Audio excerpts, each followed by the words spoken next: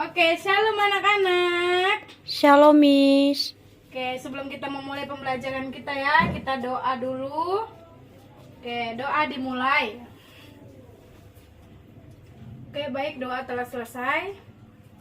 Nah, sebelum kita memulai pembelajaran kita, Ibu Rindu, Miss Rindu, kalian memperkenalkan diri kalian ya, masing-masing, oke?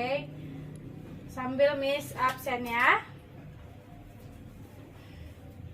Oke, baik, semua telah memperkenalkan diri, semua telah di absen, cuma satu yang tidak hadir ya. Nah, hanya satu yang tidak hadir, jadi kita masuk pada materi pembelajaran kita, oke? Buka bukunya semua anak-anak di bab 1. Ayo, buka bukunya di bab 1 ya. Oke, baik. Nah, bab 1, judulnya peran Allah dalam kehidupan keluarga. Nah, kadang-kadang kan kita mengerti, ya keluarga, inilah keluargaku gitu. Nggak tahu arti daripada keluarga itu apa gitu ya kan. Nah, kadang-kadang kita, iya dia keluargaku Miss, dia keluargaku, tapi kita nggak tahu artinya. Nah, di sini kita akan belajar arti daripada keluarga itu ya. Nah, arti keluarga menurut KBBI. Nah, keluarga ada dua, yaitu keluarga inti dan keluarga besar. Keluarga inti itu terdiri daripada ayah, ibu, dan anak. Sedangkan keluarga besar itu adalah ayah, ibu, anak yang satu darah, dan kakek, nenek, sepupu, kemenakan, dan sebagainya. Itu menurut KBBI. Nah, menurut Alkitab, keluarga adalah tempat anak-anak diajarkan kepada Tuhan dan belajar tentang karya-karya Tuhan. Ulangan 6 ayat 4 berkata, ketika kita tidur, kita harus menceritakan tentang karya Allah. Keluarga harus mengajarkan kepada anak-anak tentang karya Tuhan, tentang kehidupan Tuhan, perjalanan Tuhan, perumpamaan segala macam harus diperkenalkan kepada anak-anak. Maka kita mengajarkan kepada keluarga, agar keluarga mengajarkan tentang bagaimana Allah membentuk keluarga itu gitu, tentang bagaimana kita bisa terbentuk menjadi keluarga gitu. Jadi orang tua dan anak-anak gitu ada tugas-tugas dan ada peran dalam kehidupannya. Oke, nah kita lanjut ya. Nah, kadang-kadang kita berpikir kan keluarga itu ya udah keluarga Miss, kita nggak tahu fungsinya apa gitu ya kan. Nah, jadi Miss kasih tahu fungsi daripada keluarga adalah sebagai wadah kepada semua anggota keluarga dalam mengapresiasikan kasih, kesetiaan, dan sikap saling menghormati. Nah, di Efesus 5 ayat 22 sampai 23 isinya 9 buah-buah roh. Nah, dalam keluarga kita harus menerapkan 9 buah roh. Dalam keluarga kita harus menciptakan lingkungan dalam keluarga yang harmonis, yang menghayati dan melakukan ajaran-ajaran firman Tuhan dan terpancar dalam lingkungan masyarakat yang lebih luas. Iya, jadi dalam keluarga itu fungsinya kita harus sharing satu dengan yang lainnya.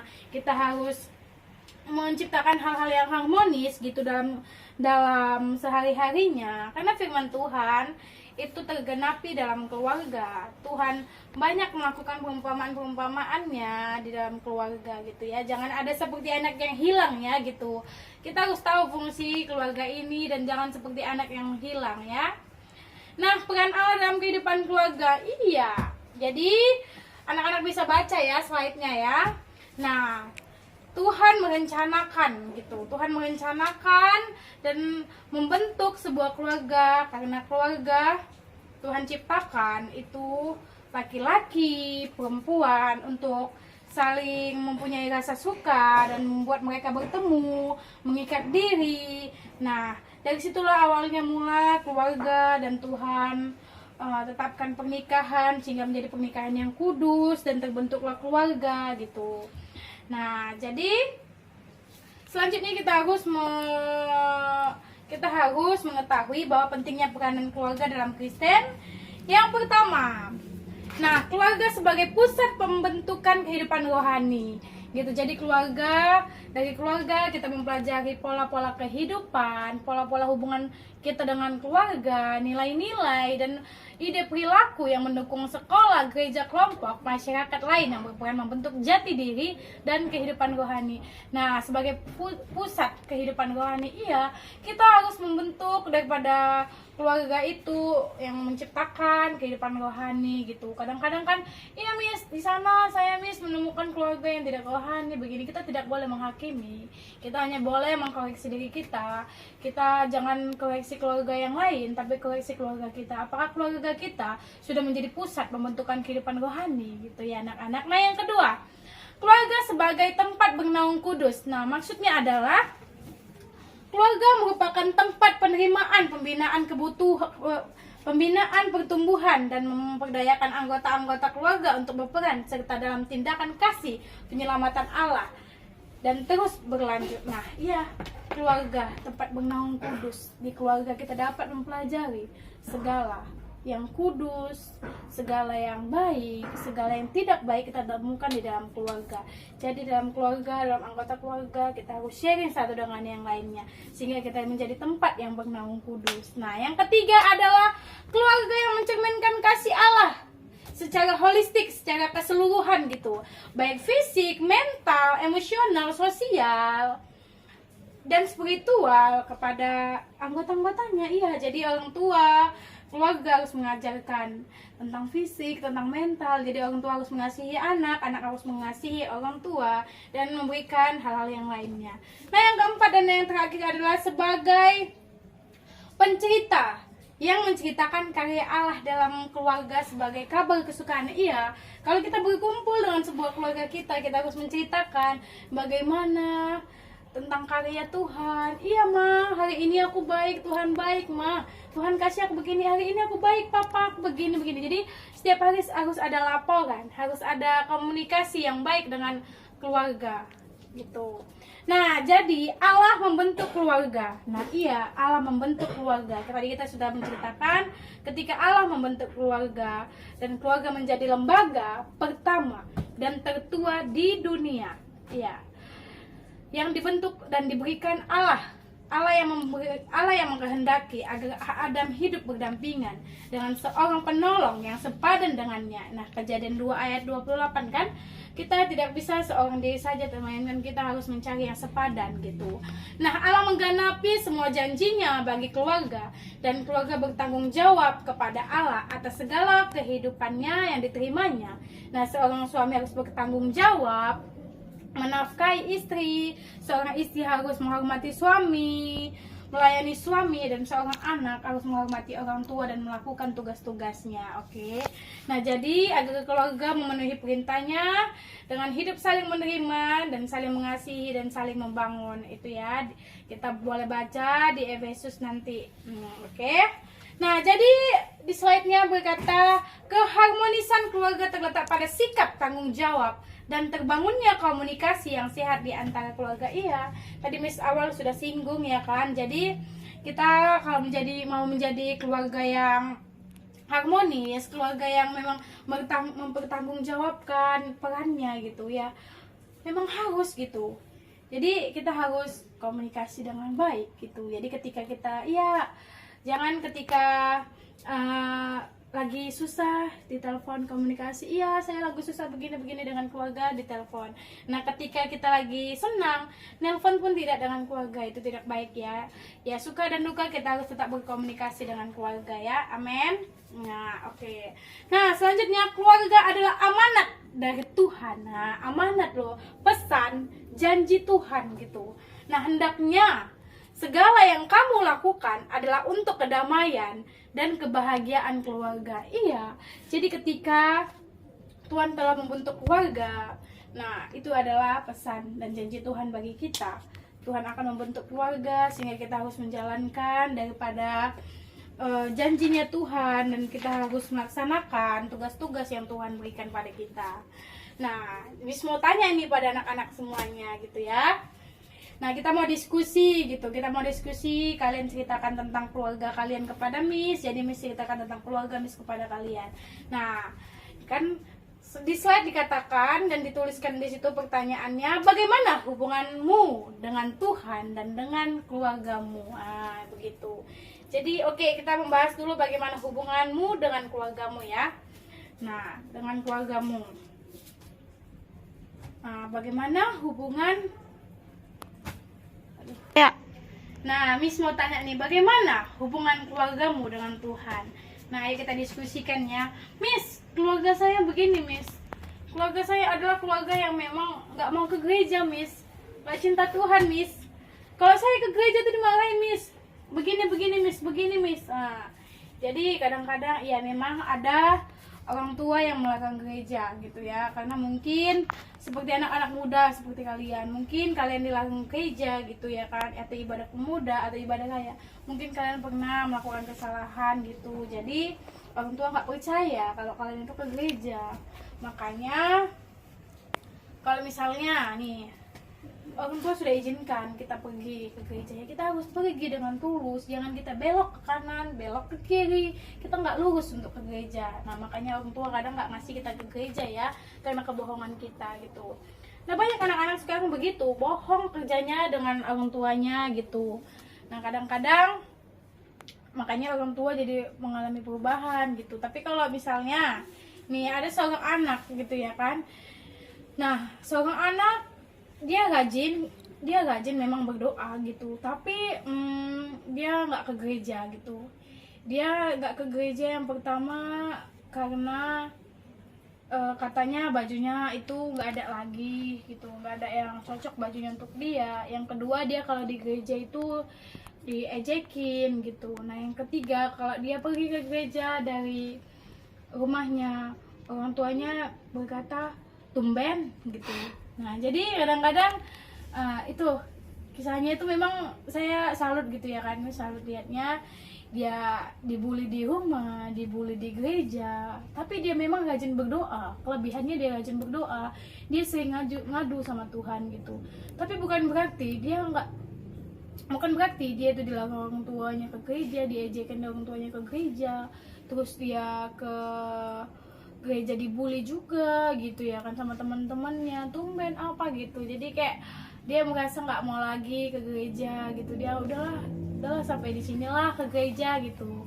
Nah, jadi dari situ Miss tanggapin begini, bahwa ya dia memang pribadi yang gimana ya, terlalu pendiam dan terlalu sensitif gitu, sehingga membuat dirinya tertekan dan membuat dirinya itu nggak pede dengan dirinya sendiri gitu.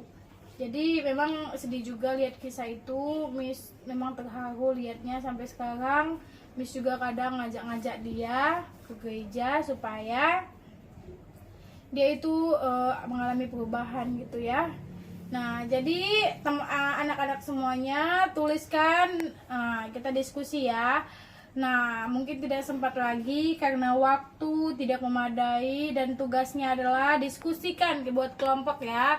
Diskusikan sama teman kelompokmu bagaimana keluarga. Jadi dia satu kelompok, kumpulkan satu kelompok 5 orang. Nah, kelima-limanya tulis dalam buku masing-masing. Tugasnya itu mendiskusikan hubungan keluarga dengan Tuhan gitu ya. Tetapi tulis pribadi gitu, misalnya hubunganku dengan Tuhan begini Miss, keluargaku dengan begini. Jadi yang satu juga begini-begini. Jadi 5 orang itu sekali ngasih pendapat. Nah, nanti 5-limanya membuat kesimpulan daripada kelima itu. Nah, misalnya kan ya Miss, 3 keluarga kami itu orang yang cinta Tuhan, dan 2 begini-begini Miss, dan ini nanti kita kasih solusi yang baik, oke? Nah, itu tugasnya minggu depan dibawa ya nak ya, oke? Selanjutnya kita ke bab 2, oke? Oke, kita lanjut ke bab 2 ya anak-anak. Tanggung jawab keluarga. Nah, kita akan mempelajari tanggung jawab suami. Nanti kita semua anak laki-laki yang ada di sini ya, nanti semuanya bakalan jadi suami ya kan. Jadi kita harus mempelajari sebelum kalian menikah, sebelum kalian membentuk keluarga, kalian harus mengetahui bahwa tanggung jawab suami itu bagaimana. Nah, Paulus menjelaskan bahwa suami sebagai kepala istri ini adalah gambaran Kristus bagi jemaatnya. Suami bertanggung jawab penuh terhadap kehidupan dan keberlangsungan hidup seluruh anggota keluarganya sebagai gambaran Kristus terhadap istri. Suami rela mengorbankan dan menyerahkan dirinya untuk kehidupan istrinya, berperilaku lemah lembut dan penuh kasih terhadap istrinya. Nah, berdasarkan Kolose 3 ayat 19 dan Efesus 5 ayat 23, peran dan tanggung jawab seorang suami terhadap istri. Oke, boleh dibaca ya anak-anak ya. Oke. Nah, kasih yang rela berkorban. Nah, itu dia. Kasih yang rela berkorban. Jadi seorang suami itu harus tanggung jawab kepada istrinya, harus memenuhi istrinya, harus mengasihi istrinya dan anak-anaknya. Nah, yang kedua memelihara dan melindungi. Nah, suami itu harus melindungi ya dan memelihara gitu ya. Nah, suami itu juga harus menghargai dan menghormati gitu. Jadi bukan istri aja yang menghormati, bukan anak aja yang menghormati gitu. Jadi semua, suami harus menghormati istri, istri harus menghormati suami, suami harus menghormati anak, anak harus menghormati suami. Oke, jadi semuanya saling menghormati. Nah, yang memang benar-benar ya, suami itu harus menjadi pemimpin gitu ya. Nah, kedudukan sebagai kepala keluarga adalah pelayan yang khusus agar pernikahan hidup dan bertumbuh. Nah, kuncinya adalah di pemimpin. Nah, kalau pemimpinnya itu menerapkan hal-hal yang baik, maka para anggota-anggotanya juga akan mengikuti teladan yang diberikan pemimpinnya. Seorang ayah atau suami adalah seorang pemimpin, oke? Dengar para laki-laki ya, seorang suami itu adalah pemimpin, oke? Jadi tanggung jawabnya membawa sukacita dan berkat ketika pernikahan dilaksanakan sesuai dengan rencana Allah, yaitu dengan kasih, perhatian, kelemah lembutan, penghargaan dan sebagainya. Iya, suami itu harus memberikan kasih yang luar biasa kepada anak-anaknya, kepada istrinya ya. Nah, jadi para suami bisalah membaca ini gitu ya. Nah, peran ayah dalam keluarga. Nanti laki-laki juga akan jadi ayah ya kan. Nah, jadi peran ayah dalam keluarga dalam aspek pendidikan. Iya, di dalam aspek pendidikan Alkitab mengatakan bahwa pendidikan anak adalah tugas ayah. Nah, jadi laki-laki itu harus mengerti ya bahwa tugas ayah adalah dalam pendidikan anak gitu ya, dalam pendidikan anak. Di dalam Efesus 6 ayat 4. Di situ dikatakan, "Hai ayah-ayah, orang tua, didiklah anakmu." Oke, kita baca dulu Efesus ya. Ayo, yang bisa buka Efesus duluan baca ya anak-anak. Efesus 4 ayat 6. Dan karena kamu adalah anak, maka Oke, maaf. Misalnya tadi baca ayat 4 ya. Oke, Efesus 6 ayat 4. Baiklah, tiap hari orang menguji pekerjaan. Oke ya. Maaf. Oke. Efesus 6 ayat 4. Dan kamu bapak-bapak, janganlah bangkitkan amarahmu di dalam hati anakmu, tetapi didiklah mereka di dalam ajaran dan nasihat Tuhan. Iya. Jadi bapak-bapak harus memberikan pendidikan yang luar biasa bagi anaknya ya. Nah, yang kedua, anak belajar mengenal Allah melalui figur ayah. Iya. Jadi seorang laki-laki itu, seorang ayah harus mengerti tentang pengenalan akan Tuhan ya. Jadi kita bisa terapkan kepada anak-anak kita dan kita bisa menjadi teladan bagi anak-anak kita sehingga anak-anak kita itu tidak salah jalan, oke? Nah, dalam aspek perkembangan emosi, nah iya, seorang ayah tidak boleh mendorong perkembangan emosi yang tidak baik gitu. Jadi seorang ayah harus memberikan emosi-emosi yang tidak berlebihan gitu. Jadi harus lebih lemah lembut lah begitu. Jangan terlalu aku pemimpin kok. Seorang ayah selalu mengatakan aku pemimpin kok, ya suka-suka aku lah sama keluargaku. Jangan ya, kita sebagai anak laki-laki, sebagai ayah, calon-calon ayah, kita nggak boleh berpikiran begitu, oke? Nah, selanjutnya dalam aspek rohani, Allah memerintahkan Israel melalui Musa dalam Ulangan 6 ayat 6 sampai 7. Anak harus diperkenalkan kepada Allah sejak usia dini. oleh seorang ayahnya loh gitu.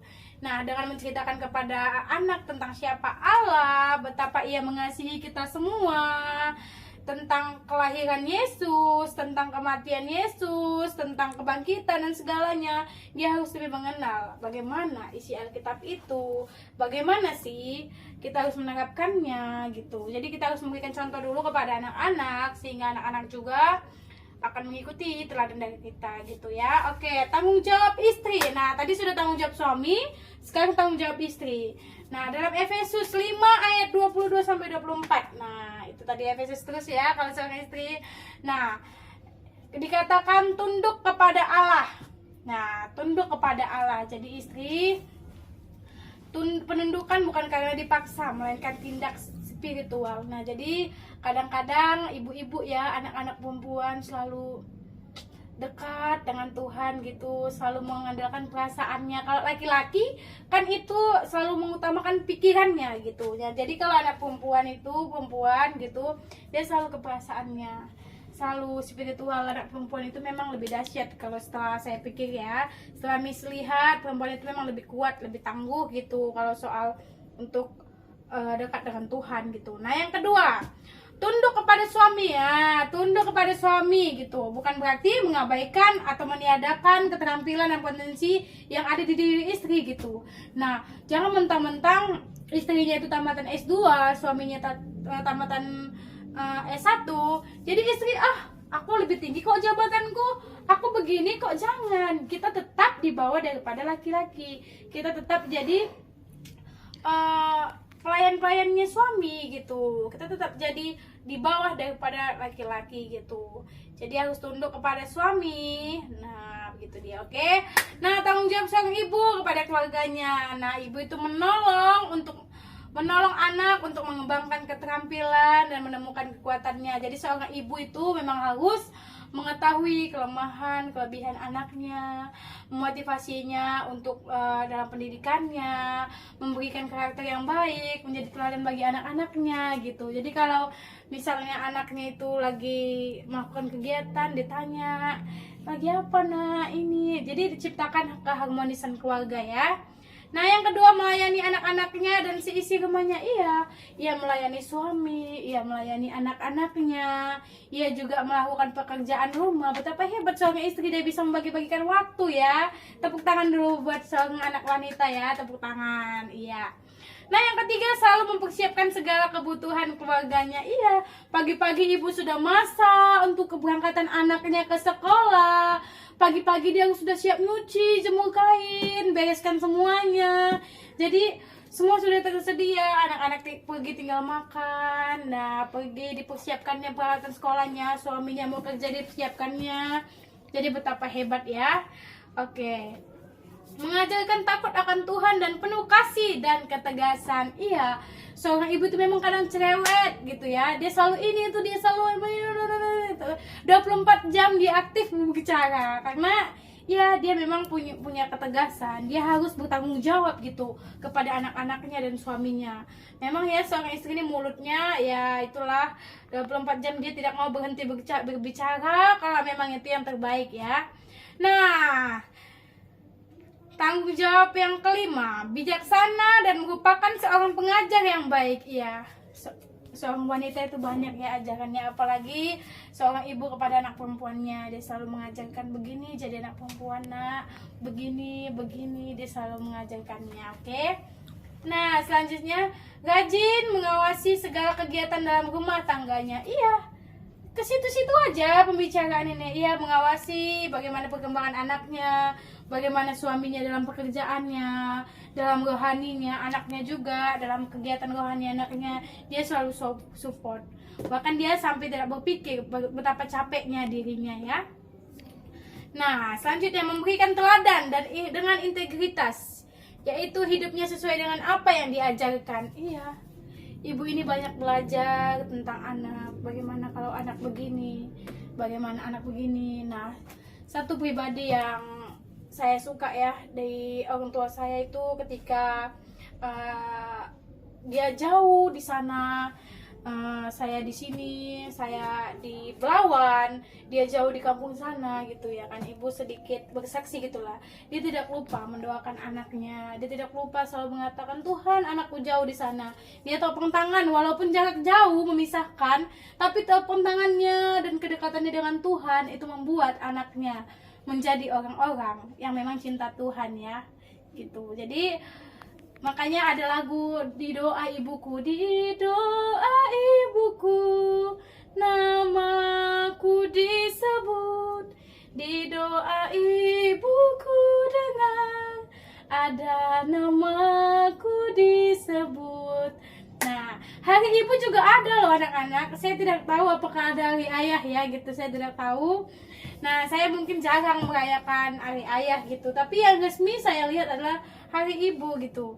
Nah, jadi ketika hari ibu, disitulah anak-anak mulai mengekspresikan, membuat kekagumannya kepada orang tuanya dengan memberikan bunga, memberikan ciuman dengan penuh kasih gitu. Betapa indah keluarga dengan keharmonisan itu ya. Tanggung jawab telah dilaksanakan, keharmonisan telah dilaksanakan, komunikasi juga telah dilaksanakan ya.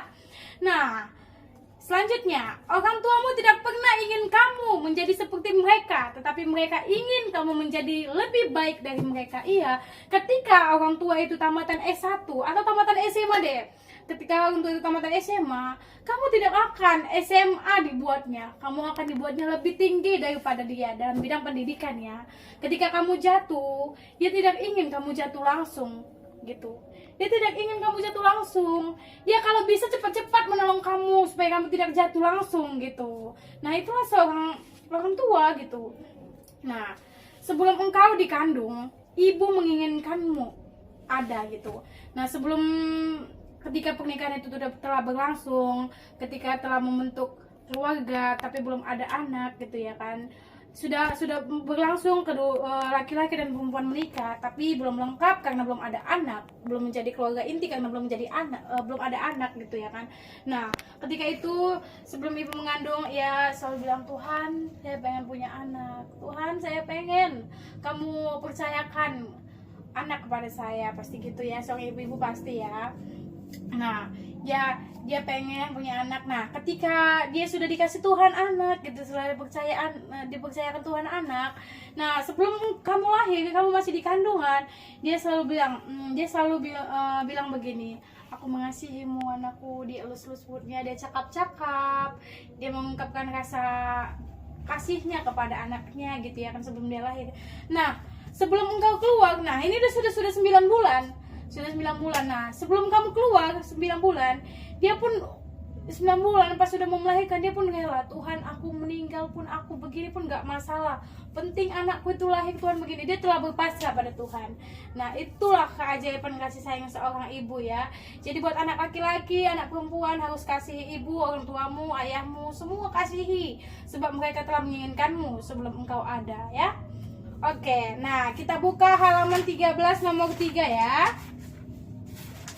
Nah, ini dia. Kegiatan elaborasi. Nah, itu ada nomor 1, 2, 3. Tapi kita nggak usah kerjakan nomor 1, 2-nya. Kita kerjakan langsung nomor 3. Nah, tuliskan komitmenmu untuk mengembangkan perilakumu bertanggung jawab kepada Tuhan dan orang tuamu dalam kehidupan sehari-hari. Nah, jadi kalian buat dan tulis di buku bagaimana mengembangkan bertanggung jawab kepada Tuhan. Misalnya, Tuhan, aku ingin mendekat lagi kepadamu, aku akan mengubah perilakuku begini. Nah, kita jelaskan dalam buku itu. Nah, dalam orang tua juga, Tuhan, aku maunya nggak jadi melawan orang tua lagi, aku nggak mau malas lagi, aku nggak mau apa lagi gitu. Nah, kita tulis dalam komitmen situ. Nanti setelah kita tulis, kita lipat, masukkan dalam kertas, kita masukkan dalam amplop. Nah, kita doakan. Nah, kita doakan sama-sama agar semua Tuhan jawab doa-doa kalian yang bergumul. Tuhan jawab segala yang kalian tulis dalam kertas tersebut. Maka kita doakan, maka biarlah Tuhan yang mengkehendaki dan menjawab doa-doa kalian ya. Amin. Nah, oke, sampai di sini pembelajaran kita. Sekian dan terima kasih. Shalom anak-anak ibu semuanya. Kiranya kalian tetap semangat Dan biarlah ilmu yang ibu salurkan hari ini, yang disalurkan hari ini bisa menjadi kekuatan, bisa menjadi pondasi, bisa menjadi pembelajaran bagi kita semua dalam menerapkan peran keluarga kita ya, peran kita dan tanggung jawab kita di dalam keluarga. Nah, sekian daripada hari ini. Mari kita tutup bukunya. Oke, tutup bukunya, simpan pulpennya, simpan Alkitabnya. Semuanya kita lipat tangan, doa dimulai. Oke, doa telah selesai. Selamat pagi anak-anak. Shalom.